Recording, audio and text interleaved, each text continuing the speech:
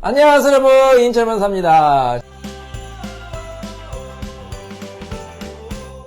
자, 오늘은 예전에 저희가 진행한 사건 중에서 성공적으로 잘 끝난 사건에 대해서 말씀드리도록 하겠습니다. 자, 여러분 영상 시청하기 전에 꼭 좋아요와 구독 눌러주시기 바랍니다. 자, 이인철 변호사의 성공 사건 시작합니다. 자, 오늘은 어떤 사건인가요? 네, 오늘의 사건 소개해드리겠습니다. 네. 수원 사건이고요. 수원 사건. 저희 사무실에 오신 분은 아내분이시네요. 네. 예, 원고십니다. 네. 소송을 제기하셨습니다.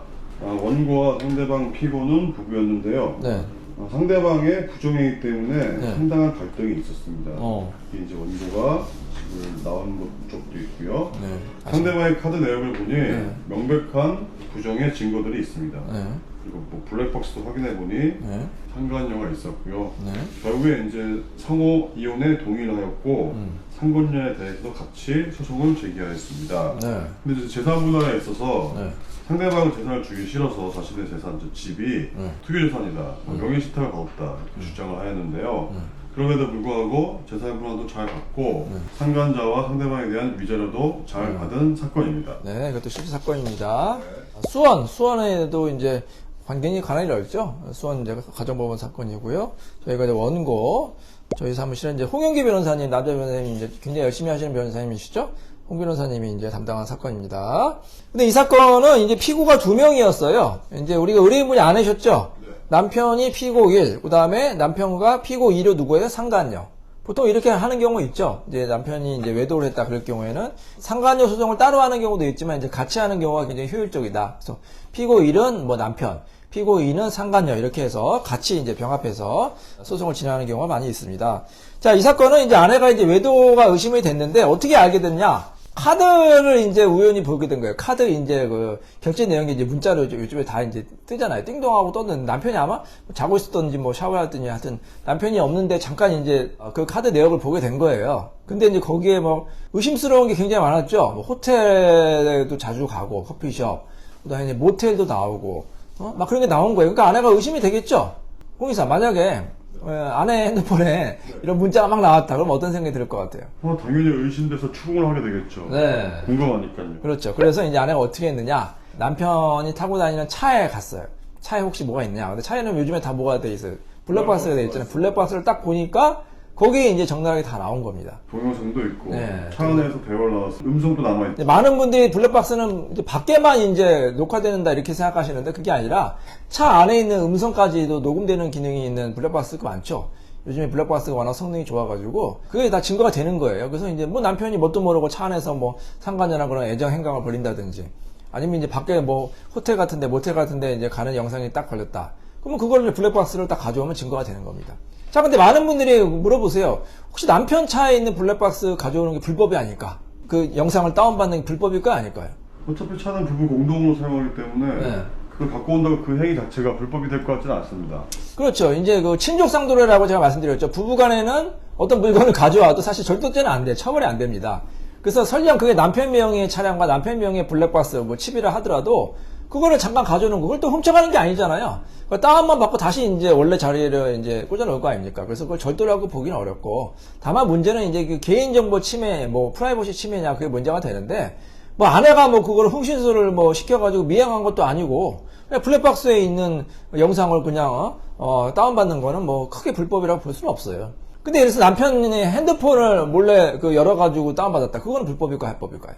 몰래 한다는 게 좀 문제가 될 것 같은데요. 블랙박스도 몰래 하는 건데? 근데 블랙박스는 내가 이제 어떤 일을 확인을 하고 내가 다른 걸 뭐 접촉사고 하든가 이런 확인하기 위해서 빼왔다 라고 얘기할 수도 있는데 남편 핸드폰 같은 경우는 그 사람이 비번을 걸어놨을 때 일단 그걸 한번 풀어야 되는 그 절차가 있거든요. 그러니까 뭐 우연히 보게 됐다라고 얘기했을 경우는 모르겠지만 그걸 억지로 막 풀려고 했던 그런 정황을 알게 되면은 그 부분에서 약간 문제가 있지 않을까 생각이 됩니다. 그렇죠. 이제 비밀번호가 걸려있냐 안 걸려있냐가 달라 있어요.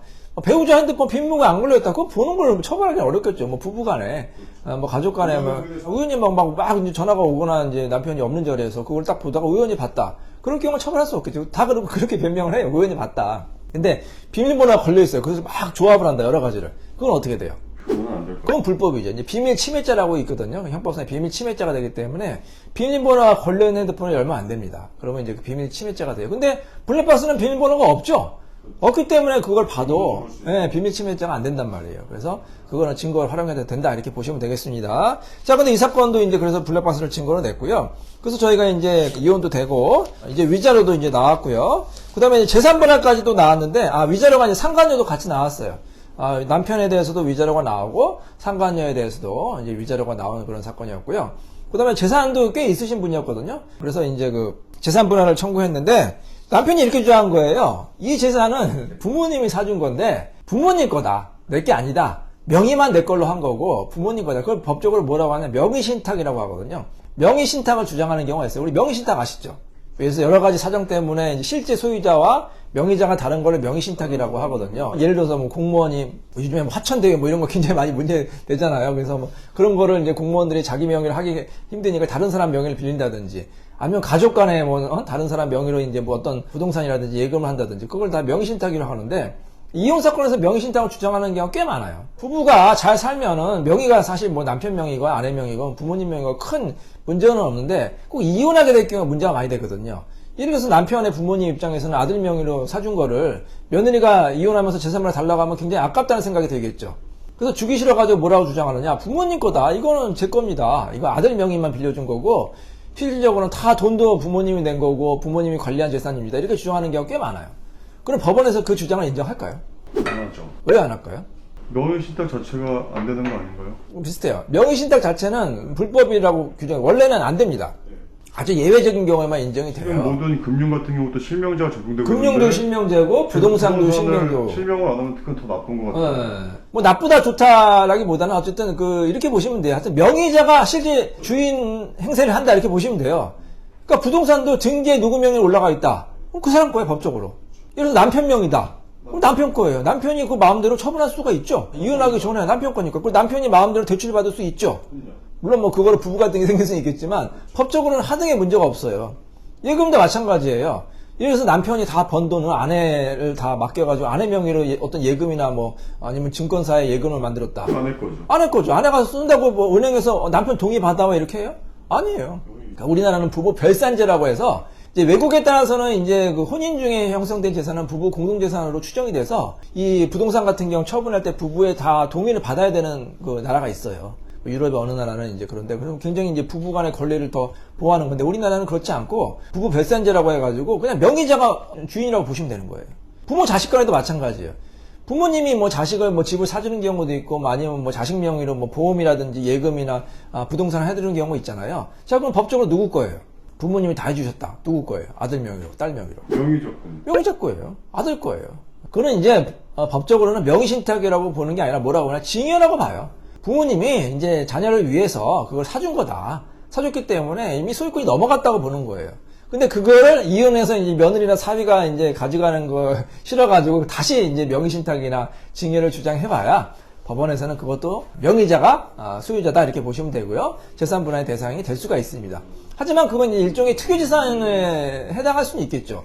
부모님이 다 사준 거, 상대방의 기여도가 없는 경우에는 혼인기간 짧을 경우에 특유재산으로 해서 재산분할의 대상이 안 될 수는 있어요. 하지만 제가 항상 말씀드렸죠. 특유재산도 어느 경우에 재산분할이 될 수가 있죠. 혼인기간이 길고, 뭐 예를 들어 최소 5년에서 10년 정도 되고, 그 다음에 그 뭐 집값이 막 오르잖아요. 집값이 올랐다, 뭐 건물값이 올랐다. 그런 경우에는 이제 그런 특유재산도 일정한 요건 하에선 재산분할의 대상이 되고, 다만 특유재산 같은 경우에 50%를 받기는 좀 어렵겠죠, 상대방이.